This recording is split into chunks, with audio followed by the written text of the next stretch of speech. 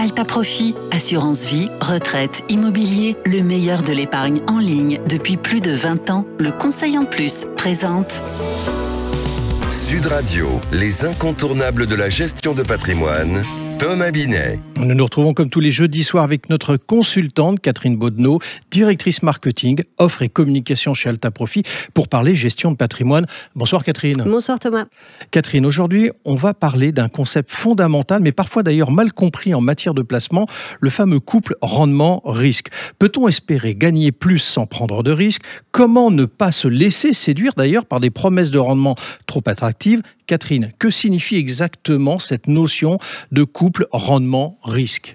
C'est une notion centrale en finance. Elle signifie que plus vous espérez obtenir un rendement élevé et plus vous devez accepter une part de risque. Le rendement, c'est quoi? C'est le gain potentiel de votre placement. Et le risque, c'est la possibilité que cette performance soit inférieure, voire qu'elle soit négative, et donc vous commencez à perdre de l'argent, soit que le risque de perte soit total. Il n'y a aucun placement sans risque qui offre un rendement élevé.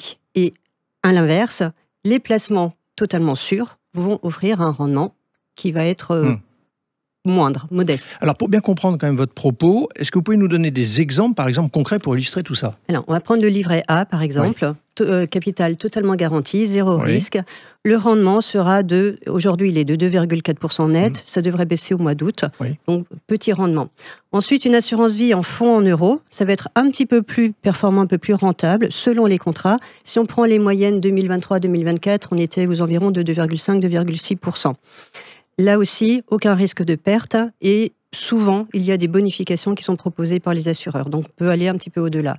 Et ensuite, on va prendre les actions ou les unités de compte dans le cadre de l'assurance vie. Là, on a un rendement potentiel bien plus élevé. On va être sur du 6 à 8% par an sur du long terme, mais il y a des fluctuations. Et donc, à court terme, il peut y avoir des baisses de court terme. Alors, pour qu'on comprenne bien, est-ce si important de bien justement saisir ce lien entre rendement et risque? En fait, beaucoup de gens veulent du rendement sans risque. Ça n'existe pas. Non, mais c'est bien. Oui, mais il faut vraiment l'avoir en tête. Et parce qu'il ne faut pas se laisser tenter par des placements qui ont l'air trop alléchants, trop attractifs. Les communications des professionnels sont très encadrées. Ça, il faut le savoir. Et vraiment, chaque communication doit mettre en avant les risques du produit. Mais il faut bien avoir en tête que les produits financiers sont complexes. Ils le sont de plus en plus. Et donc, c'est long à lire et ça peut être difficile à comprendre. C'est pour ça que garder simplement en tête qu'il n'y a pas de rendement sans risque, c'est déjà un très bon garde-fou. Donc, il faut forcément, si je vous écoute bien, prendre des risques pour espérer mieux faire fructifier son argent? Oui, mais en même temps, il ne s'agit pas de prendre des risques à l'aveugle. Il faut les prendre selon sa situation. Selon sa situation, c'est quoi? C'est votre horizon de placement, c'est votre objectif, pourquoi vous placez l'argent, et c'est votre tolérance personnelle au risque et votre capacité à gérer les émotions, notamment en cas de baisse, et à ne pas prendre de décision hâtive. Et en fait, quand on vous pose des questions avant de souscrire un produit de placement, c'est vraiment pour déterminer votre profil investisseur et vous éviter de prendre les mauvais risques. Est-ce qu'il y a, Catherine, des moyens de limiter les risques tout en recherchant du rendement? Tout à fait. Il y a deux grands principes à retenir. Le premier, c'est la diversification. Donc, on ne met jamais tous ses œufs dans le même panier. Bien sûr. Et là, on va parler de diversification entre classes d'actifs. Donc, c'est bien d'investir à la fois dans des actions, dans des obligations, dans des fonds en euros, dans de l'immobilier, etc., pour répartir le risque. Ensuite, la gestion dans le temps. Investir progressivement, avoir plusieurs points d'entrée, rester investi longtemps, c'est ce qu'on va appeler souvent le temps contre le risque. Donc sur 10 ans ou 15 ans, les marchés actions ont historiquement offert un bon rendement, même s'il y a eu des crises ponctuelles.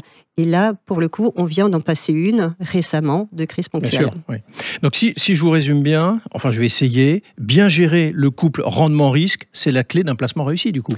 Exactement. Et il faut accepter qu'il n'y a pas de gain sans risque.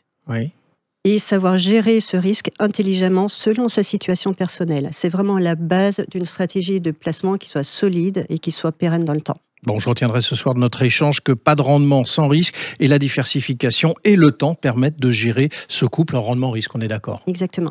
Merci Catherine, merci pour toute cette saison. On va vous souhaiter un bel été ainsi qu'à nos auditrices et nos auditeurs. Et on vous retrouvera avec grand plaisir la saison prochaine pour d'autres numéros, d'autres conseils avisés, d'oser investir, les incontournables de la gestion de patrimoine. Et puis d'ici là, vous pouvez écouter en replay sur notre chaîne YouTube de Sud Radio tous les épisodes des incontournables. Bel été à tous et à l'année prochaine. Sud Radio, les incontournables de la gestion de patrimoine. Thomas Binet. Avec Alta Profit, assurance vie, retraite, immobilier, le meilleur de l'épargne en ligne depuis plus de 20 ans, le conseil en plus.